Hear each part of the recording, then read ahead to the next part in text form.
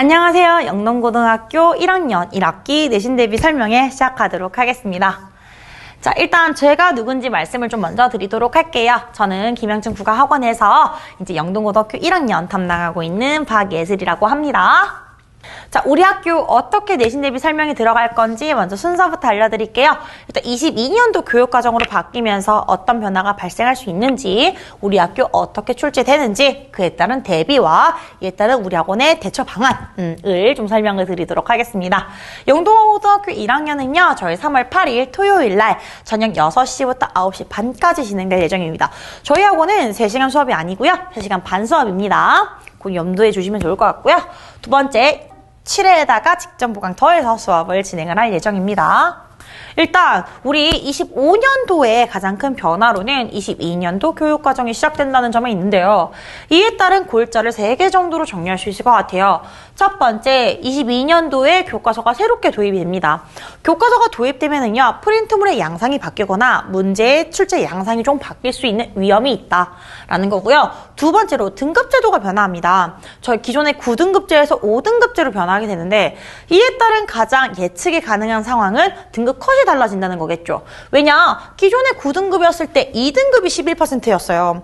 근데 이게 2025년에 들어가게 되면 1등급 10%로 바뀌게 되거든요. 그러면 기존에 2등급이었던 아이들이 1등급으로 편입되는 현상이 발생하게 된다는 거죠.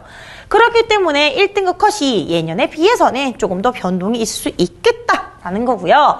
세 번째, 선원 수령의 평가를 확대한다라는 게 이제 2022년도 교육과정의 가장 중요한 골자 중에 하나입니다. 그렇기 때문에 이제 서논수령을 이제 강조를 좀 더 할 수밖에 없는 분위기에서 수행평가 서수령이나 혹은 이제 시험에 서수령이 조금 출제될 경향이 있을 수도 있다라는 겁니다. 특히 요거 같은 경우에는요, 저희 이제 영동고 같은 경우에는 자, 수행평가가 50%로 굉장히 중요한 학교 중에 하나입니다.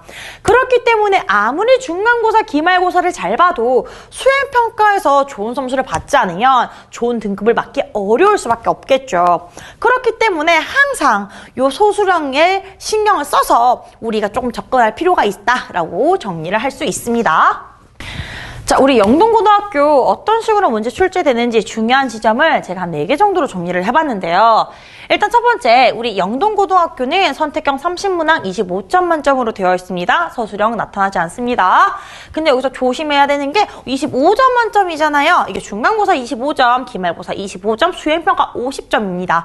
그렇기 때문에 이제 다른 학교와는 점수 최저가 좀 다른데요. 보통 배점을 보면은 0.6점에서 1.1점 사이로 좀 완성이 되어 있어요. 근데 사실은 이제 1.1점은 사실 몇 문제 없어요. 보통 한 0.9점, 0.8점 정도로 이제 형성이 되어 있습니다. 그렇기 때문에 24점이라고 하면은 좀 어려운 문제 1개 정도 틀렸다, 혹은 쉬운 문제 2개 정도 틀렸다, 이렇게 생각해 주시면 좋을 것 같고요. 보통 1등급 커트라인이 기존의 버전으로 22점에서 23점 사이를 왔다 갔다 했다, 이렇게 생각해 주시면 좋을 것 같아요. 그리고 두 번째, 영동고등학교 같은 경우에는 시험 범위 굉장히 많고요. 독서 굉장히 까다롭고요. 가장 수능답게 출제가 됩니다. 어떤 식으로 진행이 되는지 한번 설명을 드려보도록 할게요.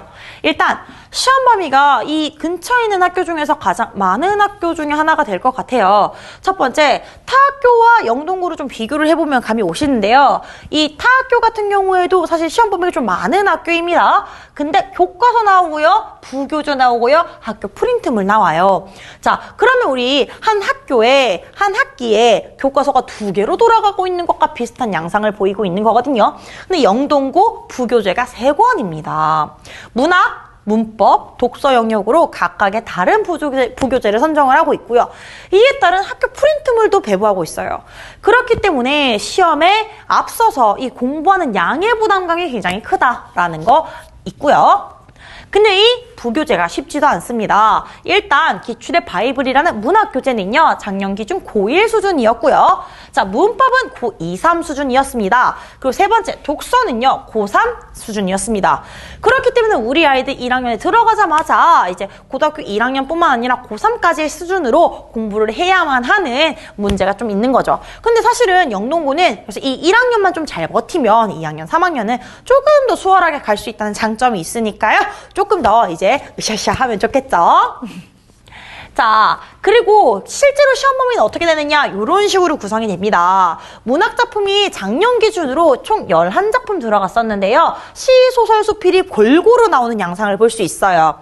자, 그리고 난 다음에 문법 당연히 들어가고요. 독서도 들어갑니다. 그렇기 때문에 시나, 그러니까 문학이나 문법이나 혹은 독서 영역 가리지 않고 전 영역을 좀 고르게 공부할 필요가 있다. 균형 있는 공부가 필요한 학교다.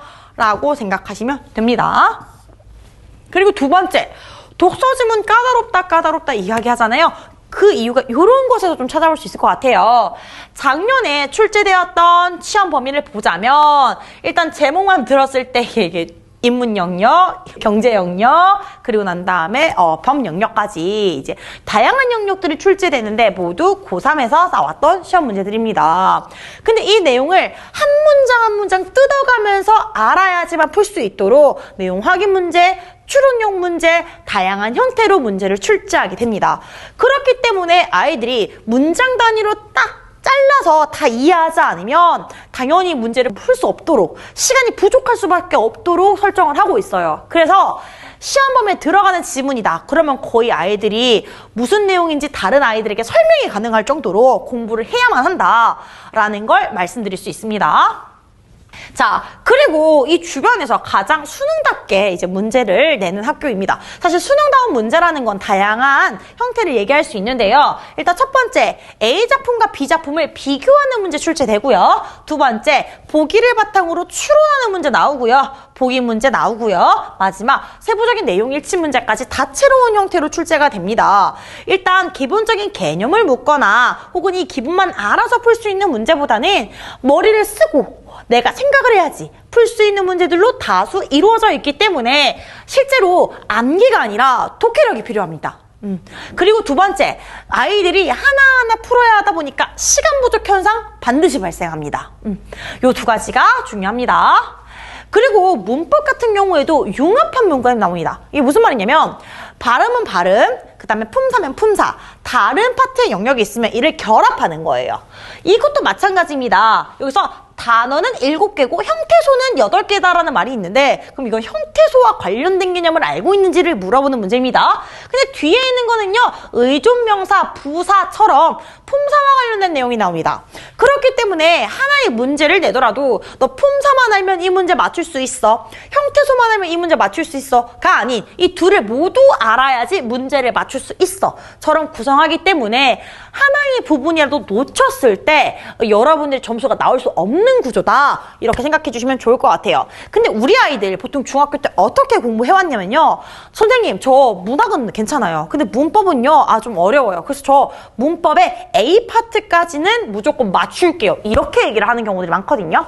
그렇기 때문에 사실 우리 아이들, 형태소도 품사도 알아야 한 문제라도 더 맞출 수 있어. 요렇게 인지를 시켜주는 게 좀 중요할 수 있다라고 말씀을 드릴 수 있을 것 같아요. 그렇기 때문에 우리 영동고 사실은 이 방향에 맞춰서 내신 대비가 진행되어야 합니다. 자, 무조건적인 암기는요, 아이들에게 좀 독이 될 수 있어요. 그렇기 때문에 우리가 항상 수능용으로 어떻게 사고해야 하는지 당연히 수업 필요하겠죠. 그리고 두 번째, 매주 새로운 분석 자료를 나갑니다. 이 매주 새로운 분석 자료는 우리 영동고 남고잖아요. 그쵸? 그래서 항상 교재의 형태로 줄 겁니다. 이게 무슨 말이냐면 사실 이제 중학교 때 이제 모든 내신 대비 학원에서 프린트물을 이렇게 나눠주잖아요. 그럼 프린트물을 아이들이 다음 주에 잃어버려요. 이제 그래서 가져오라고 했을 때 선생님 그거 없는데요. 이렇게 얘기하는 경우가 많다라는 거죠. 그렇기 때문에 항상 교재의 형태로 잃어버리지 않도록 교재를 제공해 줄 예정입니다. 그리고 이때 비문학이면 특히 제가 문장 하나하나 코멘트를 다 달아가지고 아이들에게 이렇게 읽어야 해, 이렇게 접근해야 돼 라는 걸 좀 정리를 해줄 예정이에요. 그렇게 수업을 진행하고 자료도 함께 분석해서 나갈 예정이고요. 그리고 테스트도 당연히 영동고에 맞춰서 제공을 할 예정입니다. 매주 진행할 거고요. 이게 약간 모의고사 개념이라고 생각해 주시면 돼요. 모의 테스트. 그래서 저희가 3시간 30분 수업인데 그중에 마지막 30분을 이 테스트를 투자를 한다라고 생각해 주시면 됩니다. 그때 이제 암기형 문제는 좀 지양하고요. 대부분의 문제를 이제 독해 문제 위주로 할 수 있게끔 문제를 변형하여 계속하여 제출해 줄 예정입니다. 출제할 예정이고요. 그리고 마지막 이제 영문고 같은 경우에는 강남권에서도 쉬운 학교보다 좀 최고난도 문제를 풀어볼 필요가 있어요. 그래서 이런 문제들 좀 엄선해서 저희 학원에서 이제 좀 크잖아요. 큰 학원에서 이제 좀 이게 관련된 문제를 뽑아가지고 줄 수 있도록 할 거고요. 그리고 마지막으로 이제 직전 보강 같은 경우에는 우리 아이들이 적어도 이 개념까지는 까먹으면 안 돼. 여기까지는 무조건 알고 있어야 돼. 라는 개념들만 좀 정리를 해서 속간해서 좀 자료를 제공을 할 예정입니다. 자, 그렇기 때문에 저희는요, 이런 식으로 자체 교재 나갈 거고요, 과제집 나갈 겁니다. 단거나 해서 가능한 줄 수 있도록 할 거고요. 그리고 마지막으로 저희는 이제 테스트를 치면서 아이들의 실력을 확인을 계속 해볼 예정입니다. 자, 관리는 이런 식으로 진행될 거예요. 매주 테스트 보고 과제한 내용들을요, 어머님한테 문자 보내드릴 거고요. 제가 항상 강조하는 것 중에 하나인데, 이제 수업을 잘하는 건 당연히 중요한 거고, 그리고 난 다음에 우리 아이들이 실제로 저와의 소통을 통해서 내가 해야겠다, 이걸 좀 공부를 해야겠다라는 동기를 부여하는 게 무엇보다 중요하다고 생각을 합니다. 그래서 제가 항상 아이들한테는 야, 나를 Q&A 로봇으로 생각하고 좀 편하게 써라, 이렇게 얘기를 합니다. 그래서 저희 아이들이랑은 좀 24시간 동안 소통을 하면서 지낼 거예요. 어떻게 하냐면 이렇게 카톡으로 보통 좀 진행을 하는데요. 우리 아이들이 저한테 좀 편하게 문자를 해요.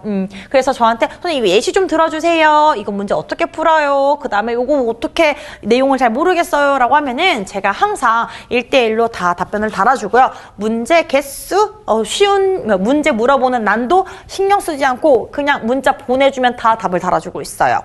그래서 우리 아이들이 우리 선생님도 이렇게 하는데 나도 열심히 해야겠다. 약간 독려도 해주고요. 그런 식으로 아이들과 소통하면서 좀 같이 으쌰으쌰 해보자. 우리 정말 다 같이 열심히 해보자. 이런 분위기를 만들려고 좀 노력을 많이 하는 편이에요. 자, 우리 영동고등학교 수업은요, 이제 3월 8일 토요일 6시부터 9시 반까지인데요. 사실 저는 이 시간도 너무 좋은 것 같아요. 왜냐하면은 우리 영동고 남고 같은 경우에는 이제 아이들 9시 30분 끝나고 뒤에 조금 타임 남는 거에 조금이라도 아이들한테 좀 뭔가 가르쳐주고 얘기하고 이러기 좀 편한 시간이어서 저희 저녁 시간 대가 가장 좋은 시간이라고 생각을 하거든요. 그래서 우리 아이들이랑 좀 호흡하면서 이게 수업할 수 있도록 노력해보도록 하겠습니다. 자, 저의 설명은 여기까지 좀 드려보도록 하겠습니다. 감사합니다.